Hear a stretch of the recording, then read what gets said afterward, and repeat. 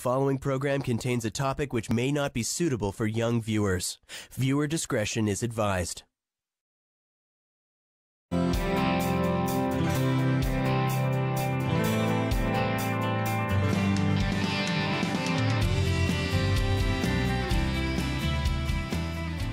Hi there, welcome to Cannabis Conversations, a weekly program that is designed to cure the many curiosities, fill in the blanks for some of that misinformation, and with any luck at all, clear up the misinformation, and with any luck at all, fill in the blanks for the missing information. I'm your host, Green Irene. I'm an educator, a researcher, and an author. I'm also a cannabis enthusiast, both medical and recreational consumer. Joining me today is my guest, Erica Kalun. Hopefully I pronounced that correctly. She's from Body Stream, a whole health medical marijuana clinic located in Barrie, and if I'm not mistaken, across Ontario, with offices across Ontario. Thank you so much for being here today. I know it was a long drive for you. No problem. And much appreciated, because amongst other things, what I've learned is a lot of people who are cannabis curious are hesitant about talking to their family physician, or even family members for that matter, about cannabis. And those who have already decided that, yes, I definitely like to try cannabis as a solution or a strategy, just don't know what to do or where to go. So hopefully we can answer some of that for them today. Yeah, for sure. I'm delighted to be here, and thanks for having me. You're right, our head office is in Barrie. We have actually 22 locations now in Ontario, so we're as far north as Thunder Bay, Sault Ste. Marie, we're as far west as Windsor, and as far east as Cornwall. So we're all over the place if anyone needs some help. Hopefully one of our clinics is close to them. And yeah, you're right, there's quite a stigma around it still, and I'm really happy to be here because that's what we're here to do, is help eliminate the stigma around the cannabis use. So I hope I can answer all your questions. Excellent. Well, hopefully, yeah, there is still a huge stigma attached to it, and there's an archaic attitude. And I think this is what prevents people from asking the questions or causing them fear or hesitation about going to their family physician. Now, does a person who is just considering cannabis, you know, they're not convinced they want to utilize cannabis, can they make an appointment at the clinic to speak with a, why don't we start there? Why don't we start with, what's the first step that a person should do who's considering cannabis as a solution? Well, I would strongly recommend that they just give one of our clinics a call, because our staff is very knowledgeable and they will help the patient maybe decide if it is a good treatment for them or not, or option for them. But they can visit our website. There's lots of information on there, which is bodystream.ca. And if they just call or come by one of the clinics and just chat with one of our staff, they're more than welcome to help them with any of the questions they may have. That would be the first step. We do have an intake form that can be filled out if the patient decides that they want to get started, which is quite lengthy, but it's very detailed, because our physicians aren't diagnosing the patient. They're going to go based on what information you provide to them. So they want to know, you know, why you think cannabis might be a good treatment for you, what sorts of things have you tried in the past, etc. And then we would ask for either a referral from your physician, which is really great to have, but if you can't get that, we'll help you get the necessary paperwork that we would need. Just something that, you know, states your diagnosis, or, you know, maybe some MRI reports, x-rays, things like that, that show that you have an issue that you're trying to deal with. And once we have all the paperwork together, then we would book the patient in to see one of our licensed physicians. Okay, so the physicians this is a question that comes up. Now, I'm aware, I've been through the process, but it is a question that comes up. Who are these physicians? Why are they cannabis physicians? And so I'm going to let you speak on that. Okay, well, we have over 20 licensed physicians on staff. We have a couple surgeons even, but most of them are family doctors, and they have their own practices.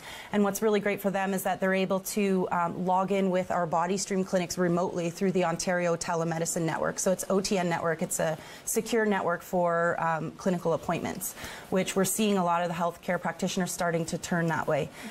That's through Skype or yeah, it's like a secure version of Skype, but through the Ontario Telemedicine Network. Yeah, so the doctor will, it's great because they can log in with, let's say, Barrie in the morning, and then log in with our Cornwall clinic in the afternoon. So they're able to reach more patients that way. Right. And now these doctors, so they are general practitioners. They're family medicine licensed physicians. Absolutely. In most cases. in the And majority they've of had cases. additional training with cannabis, and that's what's different than not all of the doctors know how to write a prescription, or they haven't had additional training. So these are doctors who have gone through additional training to learn more about cannabis, and maybe they're on board with some more natural approaches versus some of the harder pharmaceuticals that are out there. Right? Okay, so they're more familiar with cannabis, whether they've studied it independently or there are sources available for them. And I think this is one of the main reasons why family physicians are hesitant. And I think as a patient, we'd be hesitant to speak to our family physician if they've shown any sort of negativity towards cannabis use in the past. We may hesitate to confront them about it now and say, look, it's in the news, I'm hearing about it, right. I'd really like to know more. If that family physician, if your own personal family physician isn't educated on the subject, it would be very difficult for them to give you the go-ahead. Yeah, it is, and it's not just that. I mean, I think a lot of them aren't necessarily against it. They're just not sure how the process works either, and that's what we're doing at BodyStream as well. Is we're approaching these physicians, you know, family health teams, things like that, to offer, you know, this is how we handle things. And basically, if a doctor wrote a prescription, let's say, then what? They are not sure where to send the patient, so they don't know where to send the patient, which licensed producer, what sort of strains to offer. So we basically take that, you know, customer service element off the hands of the physician. So if they refer their patient over, then we handle the full education from start to finish with the patient. We set them up with the licensed producer that might have what they need.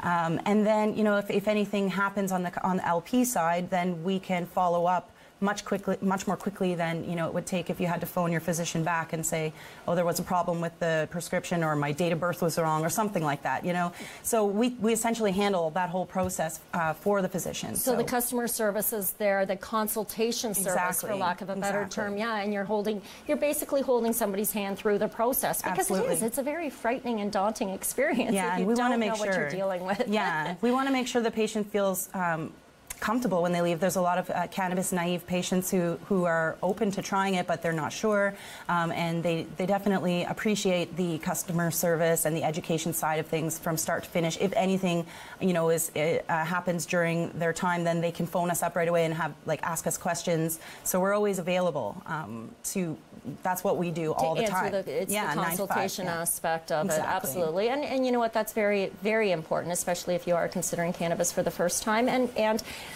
getting back to the LPs now, so you work with specific LPs, so now we know that the client, the patient, can get the consultation to determine whether or not cannabis is going to be effective for them, right. or could potentially be effective for whatever strategy they're looking at implementing.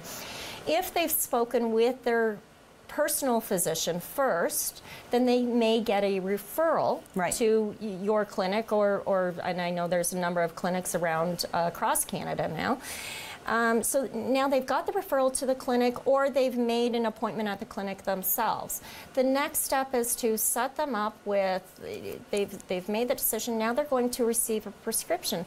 An average prescription, I know just from the many numerous people that I've talked to that have received their medical marijuana license, for lack of a better term, they're finding there's a difference from person to person. Some doctors are prescribing X number of grams per day, while other doctors prescribe only, 20 grams of oil only, or right. herb only, or a combination of the two. So working with a licensed producer is also going to be a very scary first-time event for a newbie. For sure.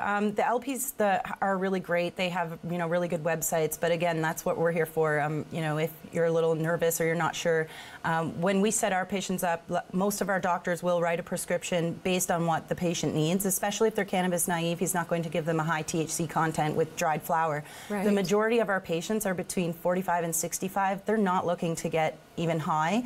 They just want, or even to smoke it or anything. They just want to try the CBD oil, or maybe a combination, nice hybrid oil for the evening with a little bit of THC. So yeah, when the doctor will inform the patient what he thinks will be a good fit, and then we will work with that patient to make sure that they find the strain that works for them. Again, we know it's a little bit of a trial and error process. What works for you might not work for the next person. Right. Our advice is always to start low and go slow and find that perfect one for you. And the licensed producers are really great. They always have a little blurb about what the strain is, what it's good for, if this one's good for nighttime use or daytime use, etc. And that's something we're really hoping as well, that just in education, becoming informed, being able to talk about cannabis openly, not fearfully, not being hesitant to ask questions. I mean, there are a lot of answers, but a lot of that's misinformation, or it's missing information. So start asking and informing ourselves, learning the difference between the strains, having consultants, having clinics, cannabis clinics, where we can say, you know, I've heard that sativa gives me a cerebral high. I've heard that indica will put me into couch. Well, you know, I'd like to get my gardening done, and I don't want to be all loopy the next day. That's why I want off pharmaceuticals. On that note, I'm going to say, when we return from break, one of the things I'd really like to talk about then is these licensed producers. I know there is a growing number of licensed producers across Ontario, not just Ontario, I should say, across Canada. Yeah. There's a growing number, and they all have different procedures, and they have different products, and they have... So when we return from break, that's where we're going to go. If sounds good. Okay, all right. Excellent. On that note, please return at the end of our commercial break here. And join me again with Erica Colloon from Body Stream, a full-service medical marijuana or cannabis clinic in Barrie and across Ontario. The following program contains a topic which may not be suitable for young viewers. Viewer discretion is advised.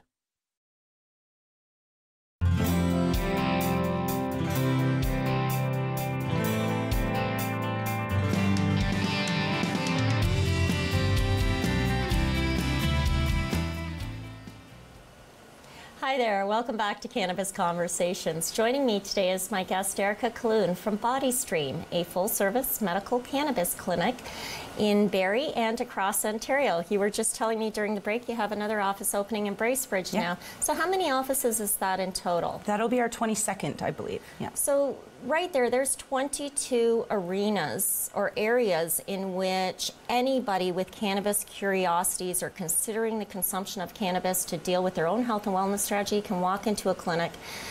There's 22 of them across Ontario. That's fantastic. So also before the break, we were talking a little bit, we started to mention LPs. We didn't define what, I use 3-letter acronyms all the time, and I know I confuse people on a regular basis. But an LP stands for licensed producer. Now, if you can define exactly what that is first, we'll start there. Okay, well, an LP or a licensed producer is licensed through Health Canada to grow and distribute product, marijuana oils and dried flower for consumption or for medical use only right now. We're going to see that transition to recreational as we know it's going to become legal in Canada at some point. Okay, okay.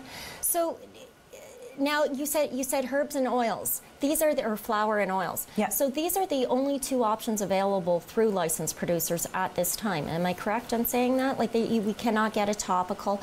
I do know that one particular licensed producer had separated the material and said if you put these two together it will create a topical. I'm not sure how well that went over with the consuming public.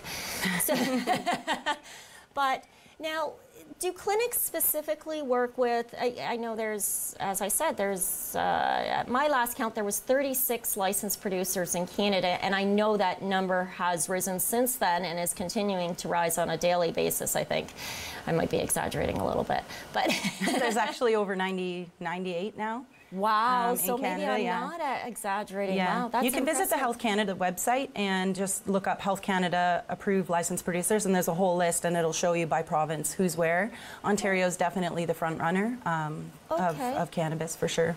Now, what separates one licensed producer from another? Is that something you could speak on, or?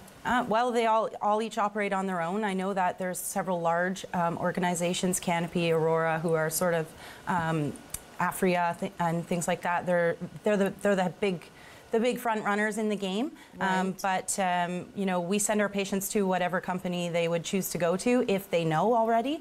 If they're not sure, then we do have some that we work more closely with that we know has good product. We know they have great customer service and good pricing. So we essentially send our patient to whoever has what they need. To the companies that you're most familiar with and Right. that you've worked with, that you have a history with, and that makes sense. Because Exactly. then at least you know that you're sending them in a direction where you know what they can expect. Exactly. Or Yeah. they know what to expect. Yeah, and if somebody's looking for, let's say, CBD oil, we know who has CBD oil, you know, and who has a good allotment of it, and always has it readily available, good quality.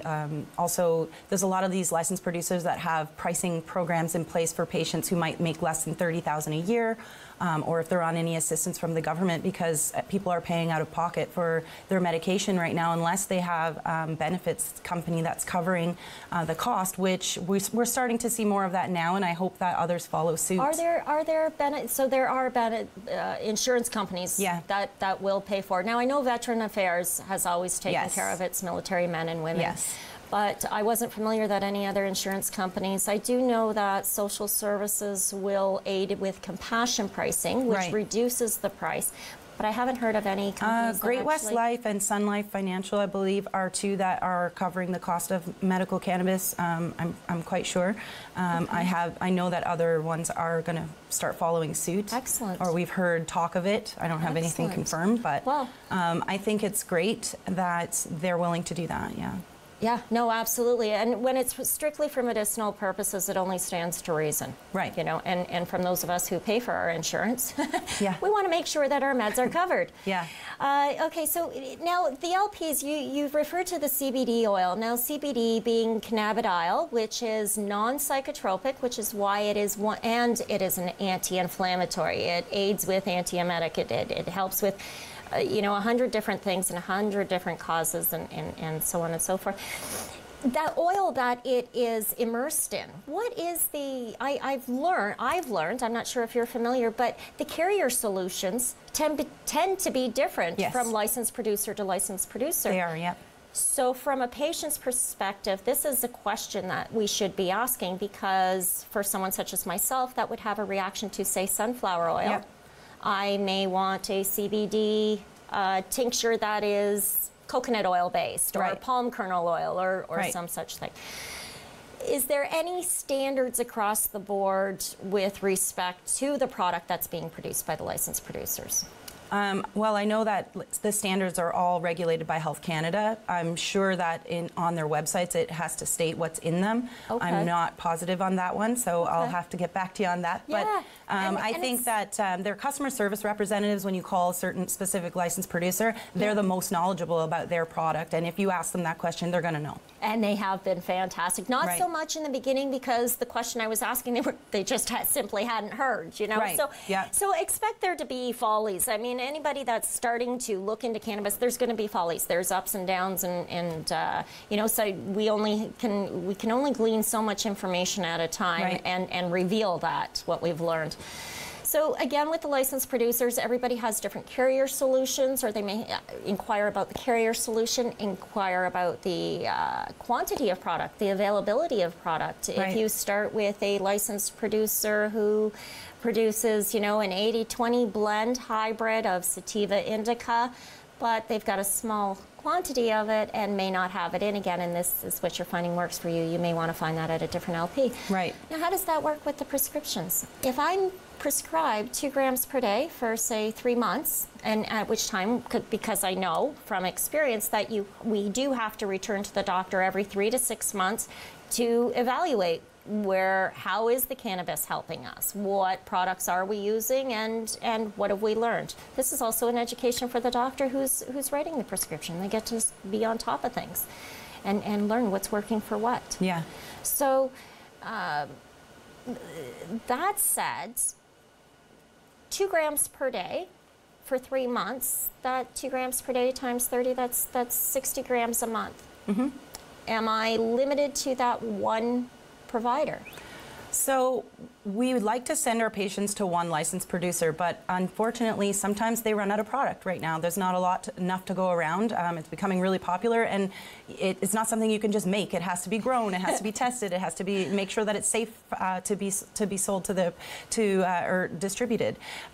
So what we've been doing at BodyStream is sometimes, especially with CBD and things like that, or oils, we will split that prescription to 2 different licensed producers. If we know this company usually always has it, we recommend them that they go here, and then we might send some of the prescription, so a gram a day at this one and a gram a day at that one, just in case the other one runs out. So we wouldn't send 2 and 2. If they were prescribed 2 grams a day, then they have the option to take 1 gram a day from one licensed producer and 1 gram a day from the other licensed producer, so they can't double dip essentially. Okay, yeah, no, and you know what, that's an excellent point, because that, again, you know, I may want to use PharmaSave instead of Guardian Drugs, right, or vice versa. And so I may want to use an LPA versus LPB, right, but I don't really know which one I want to use. My friend uses LP. Yeah. So I'd like, okay, so the prescription that is defined by the doctor can, for all intent purposes, be divided up amongst different licensed producers. That's excellent. Yeah. That's really good, because you can try it and find out the one you like. Yeah, and then what we notice is a lot of times patients will come back and say, oh, I didn't even bother ordering from the other one because this is the strain I really like from this licensed producer, and then we'll just send the whole prescription next time to that licensed producer. Okay. If there's a real problem, then again, that's why it's great to come to a clinic like ours, because the customer service element is there. Let's say they ran out of product and you needed something, like it's your medication, and the licensed producer you're with doesn't have it, then you can come back and see us, and we'll get you set up. We'll cancel that prescription and get you set up with another company that does have what you need right away, so you're not waiting.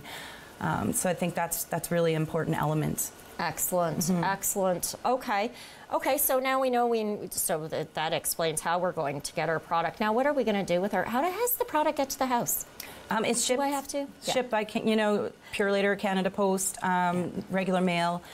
Usually the licensed producers are very quick. You place your order and it's there within 48 hours at your front door. Someone has to be home to sign for it, and that person has to be over the age of 18. That's right. Right. Most of the clients that I have sent and helped go through the process, most of them have received their product usually with 24 to 48 hours, that's great, and they're ecstatic.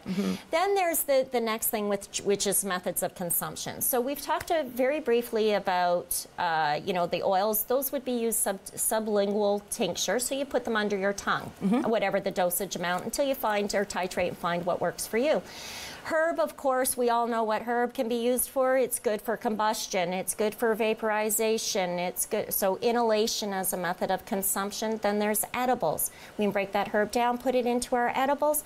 We can break that herb down, put it into a topical solution, or make our own spa solutions with it. This is all something that we're going to talk about in a future show, and I'm looking very forward to it, because there are so many ways in which to utilize cannabis, besides just eating and inhalation. Right. And especially if you're trying to avoid the euphoria that's associated with it.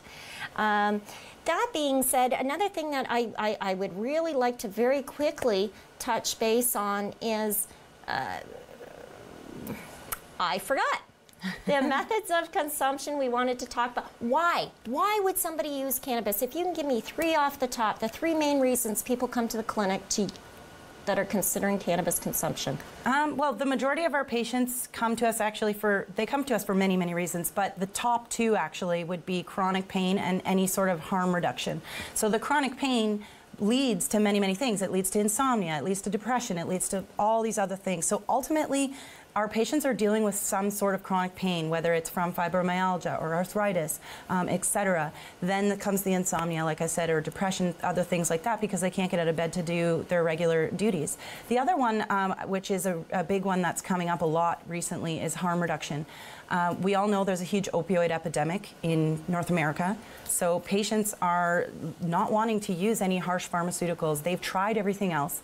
They've done all the harsh pharmaceuticals, so they're looking for a more natural route, and they want something that's not going to be hard on the body. So they're looking for some sort of relief without all of the side effects, basically. Exactly. And pharmaceuticals come with a whole slew of them. It's terrifying when you actually look at the side effects. Erica, I have to thank you so much for joining me today. I think we were able to give our audience a lot of information and a lot of food for thought, really. Some of the places in which they can go for more information, obviously, to bodystream.ca, you have a significant, I've reviewed your website extensively, and it's got quite a bit of information. My website as well, cannabiscornercafe.ca. More information on today's subject. Of course, I put a post up. It'll be available by morning. And on that note, I have to say again, thank you so much for making the trip and being here and sharing all of this great information with our audience. It's very needed in our community, and it's time to normalize the conversation of cannabis. That being said, I'd really like to thank you for joining me today at Cannabis Conversations. If you have any comments or suggestions, I really encourage you to submit them at the Rogers Television station or through www.cannabiscornercafe.ca. I'll be happy to answer or turn you in the right direction to find the answers you're looking for. Coming up next week, I will have Kim Cooper here from Northern Ontario Cannabis Education and Reform. Also, future episodes to look forward to are growing your own cannabis. Why, when, and how. On that note, I think we are done for the day. Thank you very much again for joining us.